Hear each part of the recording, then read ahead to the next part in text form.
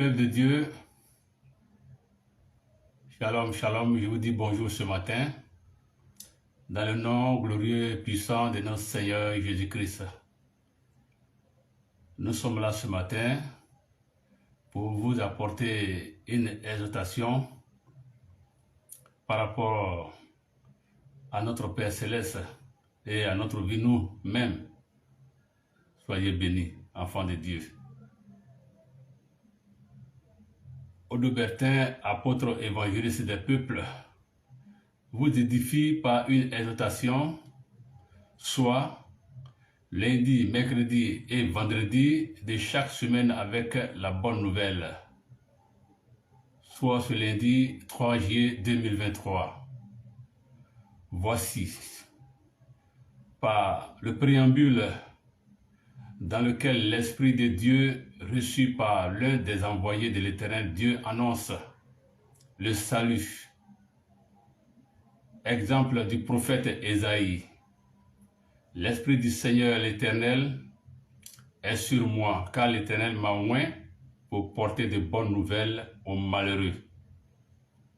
Il m'a envoyé pour guérir ceux qui ont le cœur brisé, pour proclamer aux captifs la liberté et aux prisonniers la délivrance.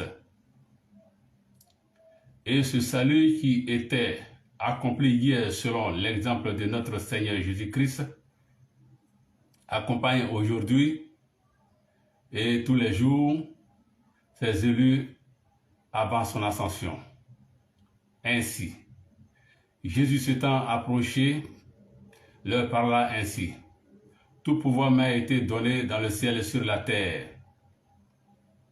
Allez, faites de toutes les nations des disciples, les baptisant au nom du Père, du Fils et du Saint-Esprit, et enseignez-leur à observer tout ce que je vous ai prescrit. Et voici, je suis avec vous tous les jours jusqu'à la fin du monde. Soyez bénis, enfants de Dieu.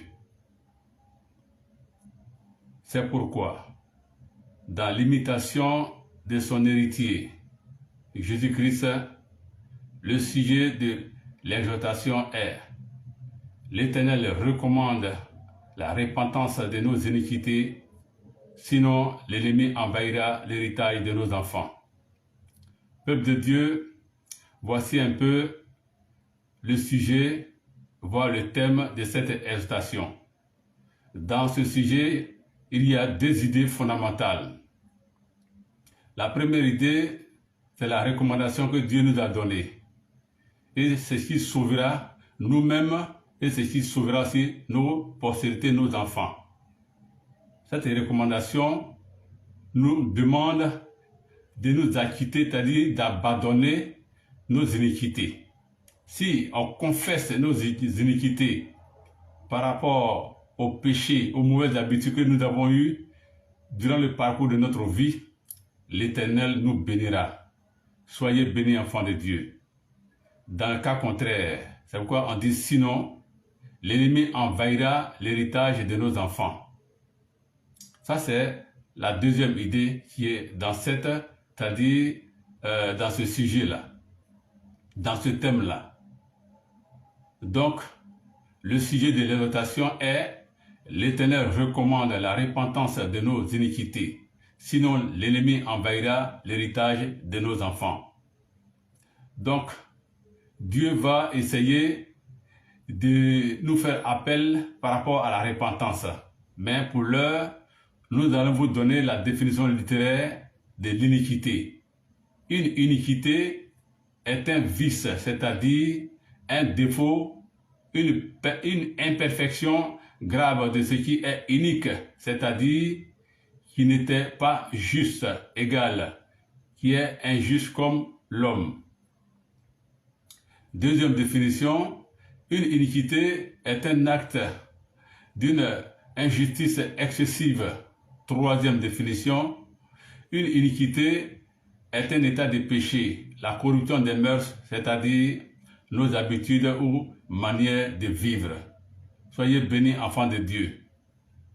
Dans ce monde, chacun de nous, chaque tribu, chaque famille, chaque pays a sa façon de vivre. Mais Dieu nous demande de prendre son modèle parce qu'il a mis tout à notre service afin que nous puissions marcher selon sa vocation.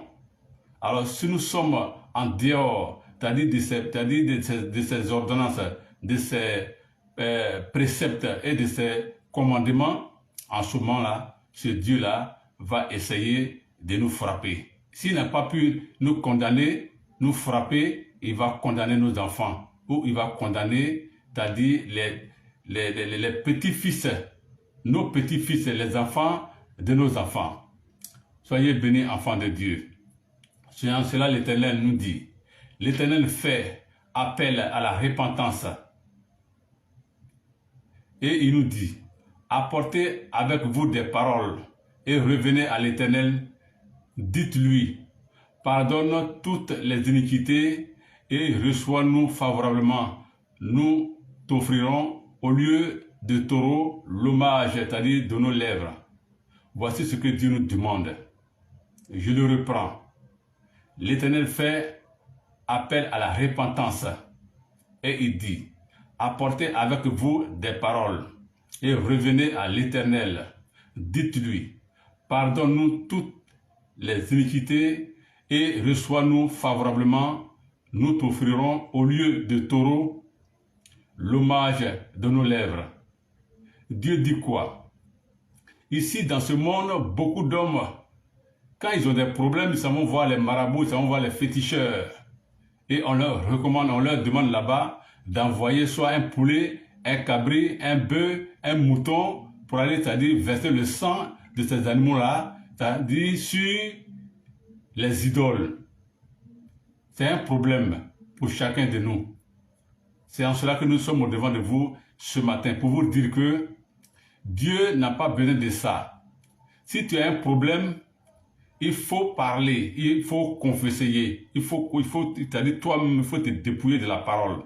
Dis à Dieu ce que tu as fait. Dieu c'est qui? C'est l'homme qui est en face de toi. Tu as offensé quelqu'un.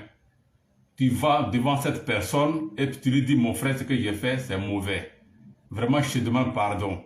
De la manière tu devais aller vers l'idole qui ne parle pas, qui n'a pas de pieds, qui n'a pas de bras, qui n'a pas de bouche, c'est-à-dire qui n'arrive même pas à se mouvoir, tu vas te confesser, c'est-à-dire devant lui. Mais ce n'est pas lui que tu as offensé, c'est ton frère, quelqu'un que tu as dérangé dans ce monde par tes mauvais actes, soit par l'adultère, soit par le vol, soit par le mensonge, soit par la corruption, soit par le détournement. Donc toutes ces choses-là, quand tu sais que tu as trahi quelqu'un dans ce monde, tu as menti à quelqu'un, tu as cherché la femme de quelqu'un, en ce moment-là, une fois que le temps est arrivé, tu vas vers la personne, tu lui demandes pardon. Il faut lui demander pardon devant des gens, devant des témoins. Il faut te déclarer fautif. En ce moment-là, Dieu peut t'accepter. Une femme qui est enceinte et qui est, c'est-à-dire qui a commis l'adultère pendant que elle est enceinte, lorsque son mari n'était pas là, à l'insu de son mari, le jour de l'accouchement, si elle n'a pas parlé, la parole va lui réclamer. La parole est Dieu. Dieu lui réclame ses défauts. Elle doit se confesser. Elle doit parler avant d'accoucher. C'est un problème. Mais le diable aussi a ses jeux dedans. Ils vont aller prendre des médicaments pour envoyer avec des enfants qui sont dotés de la puissance de Dieu. Ces enfants qui sont forts, le rang des cieux les appartient, vont s'opposer aux actes, c'est-à-dire de leur maman. Parce qu'elles vont forcer l'accouchement en prenant des médicaments dans la main de ces féticheurs, de ces marabouts, pour venir, c'est-à-dire prendre, mettre sur leur langue pour accoucher. Souvent, c'est la mort même qui les accompagne, ou bien c'est l'enfant qui décède entre ces deux, vice-versa. Et c'est comme ça se passe dans ce monde. Donc, il est mieux de se confesser, c'est-à-dire de se conseiller. Toi-même, il faut te confesser. Il faut parler, déclare que vraiment, tu es fautif dans cette histoire. C'est pourquoi Dieu nous demande la repentance de nos iniquités. Si nous nous repentons de nos mauvaises voies, si nous repentons de tout ce que nous faisons comme mauvaise chose, en ce moment-là, Dieu nous accepte. Et il va nous, c'est-à-dire nous bénir davantage pour tout ce que nous avons commis comme faute. C'est en cela qu'il nous appelle à la repentance. Il faut qu'on se repente de nos iniquités. C'est très important, frères et sœurs. Appel à la repentance. Je serai comme la rosée pour Israël. Il fleurira comme le lit et il poussera des racines comme le Liban. Si tu le fais, t'as dit que tu seras béni. Tout ce que tu fais dans ton champ, la pluie va descendre dans le village, dans la ville, dans le pays. Les péchés sont tellement multiples. Dieu arrête de faire descendre les anges à travers, c'est-à-dire les rayons de pluie. Vous allez voir qu'il ne va pas pleuvoir. Le sol sera, c'est-à-dire poussiéreux. La pluie ne va pas descendre. C'est à cause de nos péchés, de nos iniquités. Dieu arrête de faire descendre la rosée du ciel. Soyez bénis, enfants de Dieu. Donc, si on se repent et que chaque personne, au moins si 10 personnes, s'il y a au moins 7 personnes qui se repentent, vous allez voir que Dieu va commencer à bénir le village, le pays, la commune et le champ. Tout ce que vous entreprenez, Dieu vous bénira en ce moment-là. Soyez bénis, enfants de Dieu. L'Éternel bénit, c'est-à-dire dans son appel à la repentance encore. Ces rameaux, c'est-à-dire s'étendront, il aura la magnificence de l'olivier et les parfums du Liban. Vous allez voir que on compare ici notre bénédiction au palmier dont son rejeton qui va sortir et qui va fleurir, qui va grandir pour se donner, c'est-à-dire une feuille de palme. C'est pour dire que quelle que soit la chaleur, quelle que soit, c'est-à-dire la sécheresse qui va sévir, vous allez voir que le palmier va toujours résister. C'est une plante qui résiste à la chaleur pour dire que tu es comparé à cette bénédiction-là. Quel que soit ce que tu feras, si tu te repens de tes iniquités, Dieu te bénira. Dieu te bénira. L'ennemi ne va pas, c'est-à-dire, se réjouir de ton malheur. Parce que les gens vont penser que, oui, c'est eux qui ont fait ce quoi tu es en train de souffrir. Non, c'est Dieu lui-même qui est en train de te faire souffrir parce que tu es chargé. Tu es chargé de par tes péchés. Les moins choses que tu as faites dans ce monde t'accompagnent. Ça est dans ton cœur, ça est dans ton esprit. Donc ça fait que Dieu ne peut pas, c'est-à-dire te bénir. Et si vous êtes beaucoup comme ça, dans le village, dans la ville, dans le pays, c'est la malédiction qui accompagne le pays. C'est la malédiction qui accompagne la tribu. C'est la malédiction qui accompagne, c'est-à-dire le village. Et c'est comme ça que les choses se passent dans ce monde. Enfants de Dieu, soyez bénis au nom de notre Seigneur Jésus-Christ de Nazareth.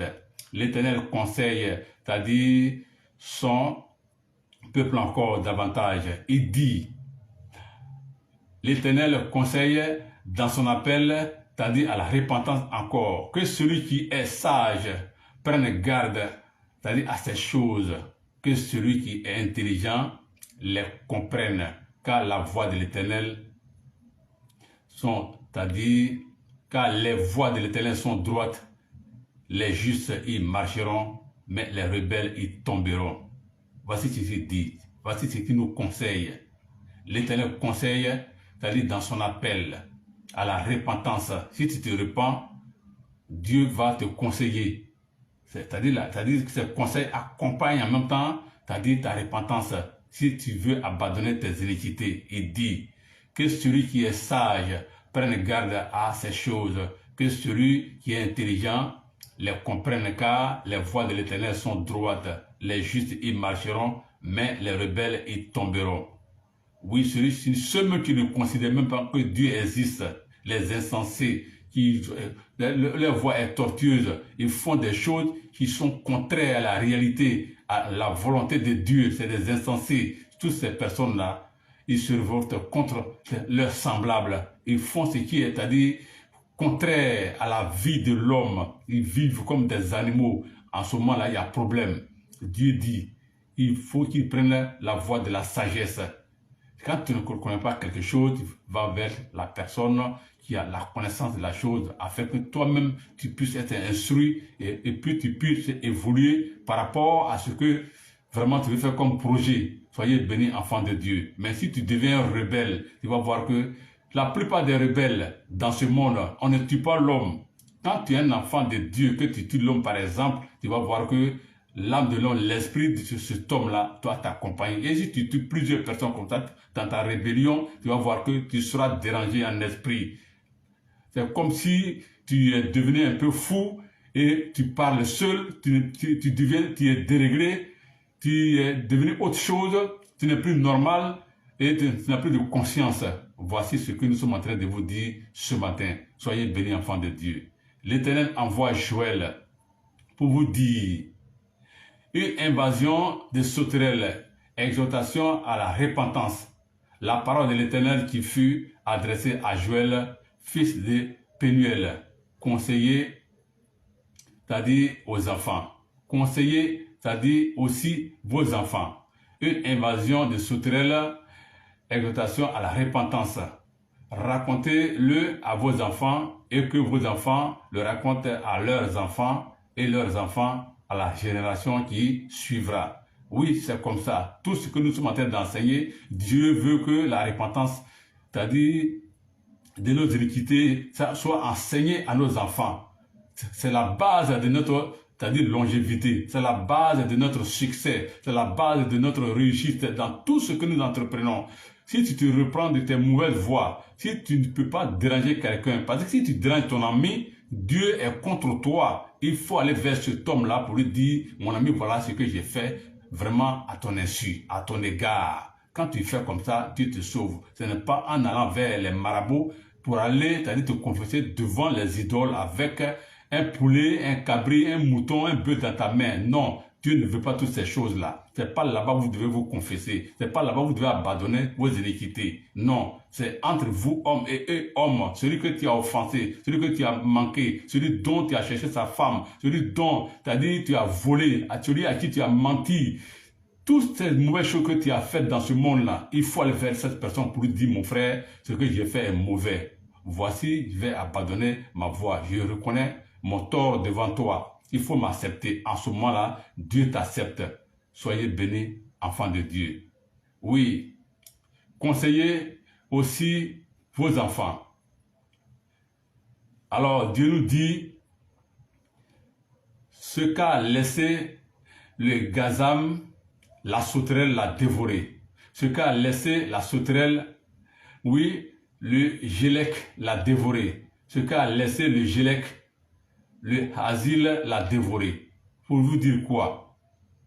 Si tu n'abandonnes pas tes iniquités, si tu ne confesses pas tes iniquités, si tu ne te repens pas de tes iniquités, tu vas voir que ton héritage là, les enfants ne vont même pas toucher même. Ils ne vont même pas toucher. C'est quelqu'un d'autre qui va utiliser ton héritage après ta mort. Ça veut dire quoi? Ça veut dire que tes enfants seront lésés. Tes enfants seront vraiment déprimés. C'est quelqu'un d'autre qui va piétiner, qui va en profiter de tous tes efforts sur cette terre. Tout ce que tu as eu comme bien temporel, ce sont d'autres personnes qui vont, c'est-à-dire mettre la main sur ces choses-là. Soit c'est ton frère, soit c'est ta soeur, soit c'est ton cousin, soit c'est ta cousine. C'est-à-dire que tes propres enfants n'auront pas accès, c'est-à-dire toi, à tes efforts. Tout le fruit de tes efforts, la maison, la voiture, la moto, ton champ, tout ce que tu as eu comme bonheur dans ce monde, tes enfants n'auront pas droit à ces choses-là parce que tu t'es pas repenti. Véritablement, tu as dérangé tes semblables dans ce monde et tu as gardé ça en toi. Tu es mort avec ça. Tu es parti, tu as dit avec ça. Ça veut dire quoi? Ça devient un bagage dont Dieu dit, c'est l'ennemi qui va prendre maintenant, c'est-à-dire tout ce que tu as eu dans ce monde comme héritage. Ce ne sont pas tes enfants qui vont hériter tout ce que tu as laissé derrière toi. Donc la repentance est une très bonne chose. Quand tu essaies, c'est-à-dire de déranger quelqu'un, il faut aller vers cette personne pour lui dire, mon ami, ce que j'ai fait là, vraiment, j'ai déconné. J'ai déconné. C'est devant l'homme, pas devant les idoles. Pas devant les féticheurs, pas devant les marabouts, pas devant les féticheurs. C'est-à-dire, tous ceux qui sont contraires et qui pratiquent, c'est-à-dire l'idolâtrie, n'allez pas vers toutes ces personnes-là. Allez-y, c'est-à-dire directement vers ces personnes que vous avez dérangées. En ce moment-là, Dieu sera avec vous. Soyez bénis, enfants de Dieu. L'Éternel permettra à l'ennemi une invasion de sauterelles, exhortation, c'est-à-dire à la repentance, car un peuple est venu fondre sur mon pays, puissant et innombrable. Il a les dents d'un lion, c'est-à-dire les mâchoires d'une lionne. Toutes ces choses-là, Dieu les dit pour que vous pour vous dire que vous ne pouvez rien faire. Tes enfants ne pourront rien faire. Ceux qui vont venir, ils seront tellement fortifiés par l'Esprit de Dieu. C'est Dieu lui-même qui va, c'est-à-dire les envoyer pour faire même mise sur ton héritage, afin que tes enfants même soient boudés. C'est-à-dire qu'en ce temps-là, précis-là, tes enfants seront, c'est-à-dire méprisés. Il n'y aura aucun raisonnement à leur faveur. Ils seront rejetés et tous tes biens seront, c'est-à-dire dilapidés de telle sorte que toi-même, tu es déjà parti où? Qu'est-ce que tu as fait? Tu n'es plus là. Aucun enfant n'aura pouvoir accès à tout ce que tu as laissé derrière toi. Donc il est meilleur et il est favorable que chacun de nous se repente de ses iniquités. En face vers, c'est-à-dire celui que tu as offensé. Quand tu fais le mal, toi l'homme dans ce monde-là, tu sais que tu es en train de faire le mal. Même le bébé même sait que ce qu'il fait est mauvais. Toute personne, quel que soit l'âge que tu as, quand tu commets un acte, tu sais que ce que tu fais est mauvais là. Tu sais d'abord même avant de rentrer dedans. Il y a un cœur qui te dit, faut pas faire, mais tu insistes et puis tu te jettes, c'est-à-dire dans l'erreur, dans tout ce qui est mauvais. Et finalement, voici ce que Dieu te dit. Pour solutionner à toutes ces choses, il faut te repentir de tes iniquités. Il faut abandonner tout ce que tu fais comme mauvaise chose. La corruption, c'est-à-dire aller faire médicaments contre des gens, voler, bon, tout cela, je vous ai déjà cité. Tout ce qui est méchant, mauvais dans ce monde-là, il faut quitter dedans. Tu as touché la vie de quelqu'un, donc tu vas vers cette personne-là pour dire que ce que j'ai fait, c'est mauvais. Enfant de Dieu, je pense que le message est passé. Vous m'avez compris, c'est-à-dire véritablement. Donc, dans cette exhortation, il y a deux phases. Il y a la phase là où Dieu a recommandé, Dieu nous recommande notre repentance de nos iniquités. Dieu nous dit de nous repentir de nos iniquités. Dieu dit, si on réussit à nous repentir véritablement de nos iniquités, en ce moment-là, nos enfants auront droit, c'est-à-dire à notre héritage. Si on refuse de nous repentir de nos iniquités, nos enfants n'auront pas droit à notre héritage. Voici ce qui est prépondérant dedans, ce qui est nécessaire dedans. L'intrigue c'est-à-dire de cette exhortation-là, c'est ça qui est là-dedans. Donc, pensez à l'avenir de vos enfants. Vous avez travaillé, ce ne sont pas eux qui vont partir avant vous, c'est vous qui allez partir avant eux. Alors, tout ce que vous cherchez là, c'est eux qui vont en profiter. Donc, ça fait de vous, c'est-à-dire l'honneur, puisque l'enfant va prendre votre valeur, le fruit de vos efforts que vous allez laisser, c'est votre enfant qui va, c'est-à-dire utiliser, exploiter ça. Et l'enfant va essayer